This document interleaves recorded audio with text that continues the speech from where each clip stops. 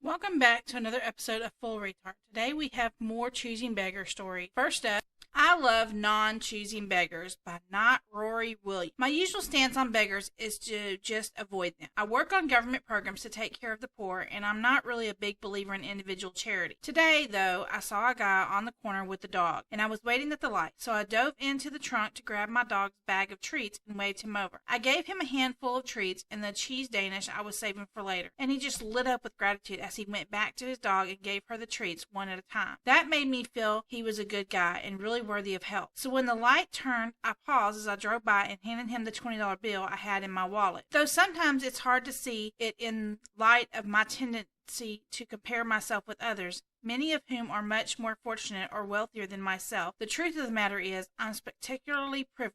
Part of my privilege is that I'm able to be stupid with money but not experience any dire consequences from it. I don't save, I don't aggressively manage my debt, and I just spend however I feel like every day. Yet my income increases every year, and I really have no trouble keeping up with all that. I honestly wouldn't know the difference between $20 being in my wallet and not being in my wallet from one day to the next, but I have a feeling it absolutely made that guy's day. As I drove away, I kind of felt bad that I hadn't found more to do. It was clear that his gear was getting soaked in the rain, and honestly, if I'd had my tent with me, I would have offered it to him. I don't mean this post as a humble brag or anything like that. I just think it's nice to occasionally think about why we are here and talk about what we talk about. The group is really about complaining about people who don't respect the kindness that is offered to them. I know it does this for me, and maybe it does for others. Focusing on that experience so much makes me very reticent to offer charity in the first place. So I think it's good to reflect on it when we do see an instance of a person in need showing gratitude, but at the same time, I'm humbled by the realization that many people in need are just too beat down to have a positive attitude. So maybe I should consider giving more even when I don't feel emotionally compelled to. Next up, Choosing Beggar sees a tarot reading and Choosing Beggar wants it now, but Choosing Beggar doesn't want to pay for it by Nympha of Flowers. First time posting here. I'm typing on mobile, so please excuse if I make any typos. It is probably on the longer side of it, so I apologize. I have added a too long didn't read. Choosing Beggar client, also using Core as my name. The story is about 2 to 2.5 years old. I have been reading tarot from a quite young age, but I didn't feel confident enough to start charging people, and a couple of friends pretty much pushed me to put myself out there, so I put up a few listings with the fees written. Now, because I was only starting to take payments, despite having quite a few years of experience, I kept it really low, about a third of what people generally charge, and offered a longer appointment time. One afternoon, I had off from classes, so I was home.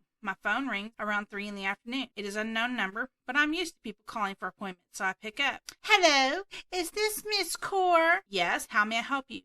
I saw your listing on such and such website, and I wondered if you could read your cards for me. I'd be happy to book an appointment according to our mutual convenience.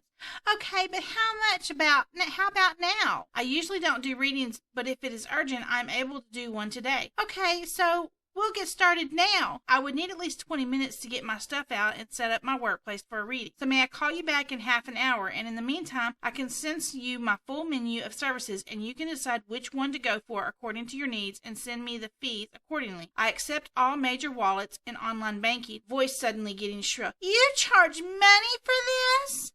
Yes. The fees are written on all the listings I have posted. I don't want to pay for them. Then I'm sorry, I cannot read for you. But I kept my time aside for you, and now you're telling me you wouldn't read for me? I am sorry, but my services come for a fee. Well, I reserved my time for you, and now you're wasting it, so I demand you give me a reading for free. Ma'am, bye. And I hung up. Too long didn't ring. Woman calls up wanting immediate tarot reading appointment, gets offered appointment within 30 minutes, and is asked to choose specific reading and pay accordingly. By then, gets mad because how dare I ask for money for a service I am providing, demands service for free because she reserved her time for me. Next, people use autistic people for art to sell and don't want to pay them. By Matho666. Backstory. I'm a freelance portrait artist. I am pretty broke because due to my autism, getting and keeping a job is hard. I am just looking to draw for any job I can get. Sometimes I visit a youth group for autistic people to play games with the kids there, draw, etc., use their art atelier. I was even looking into volunteering for real. Now, I got the opportunity to sell my work there, and the way I finally felt like my dream was coming true. I know them, know the place, but now I heard I have to buy my own supplies. That is fine, but now I came to learn they expect me to buy my supplies and sell it there for no money at all, and they get everything. They said, if you make a little money, that's fine, but if you get a stable income from this, we don't want that. So they expect me to buy my supplies, making no money at all from my work, all the while they know I'm struggling to find a job. I'm going to decline it because I need a job, so I can make money and build a future for myself. Not to lose money because they don't want to pay their artists since it gets exposure. They are putting autistic kids/people to labor in order to make money, and as an excuse say it is a good way to spend your day as a jobless autistic person. How do I know this? They have some autistic people painting for them that they don't pay. I figured. Absolutely disgusting. Yeah, I am autistic, but I'm not stupid and know the worth of my art. Just because I did not have the opportunity to sell my work yet does not mean some greedy, disgusting people can sell my work and not pay me and expect me to just do it. Finally, wants people picking up other furniture to move bed for her by Adopts Dead's Cat.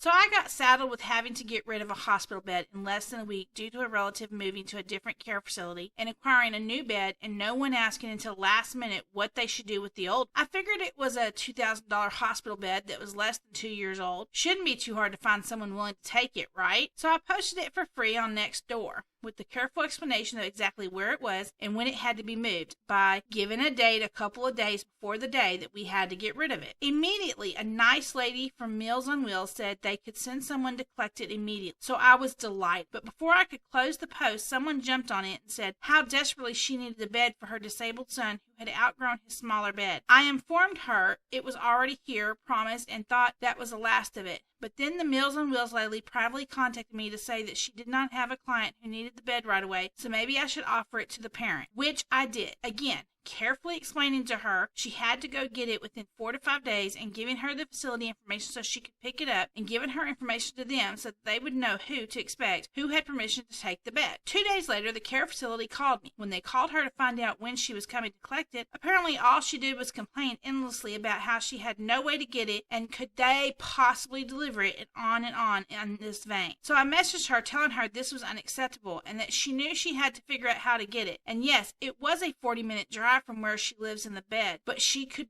rent a truck for less than $50 to do this. The whining and complaining about how mean I was being, then demanding to know why the people she did not know who were taking the other piece of furniture I had advertised from the same location wouldn't pick up the bed for her and was really upset that I told her that that was not something I would ask them to do. Besides which, they had gone and collected their piece of furniture as soon as I told them they could have had it. The day came she was supposed to collect it. She hadn't collected it, so I called the Meals on Wheels lady and she had her guys out truck within 24 hours. Then we received a nice letter from both of them and the people who took the other piece of the furniture thanking us for the donation. Too long, didn't read. Lady complained until she gets a $2,000 hospital bed for free. Then complains because total strangers won't drive it across the city for her. It ends up with the originally intended recipient. P.S. 2 weeks later, had something else to get away for free. She was the first person to respond. I didn't respond back. Thanks for listening. Be sure to like this video and subscribe to the channel. It really helps us out. Subscribe to our podcast and like us on Facebook.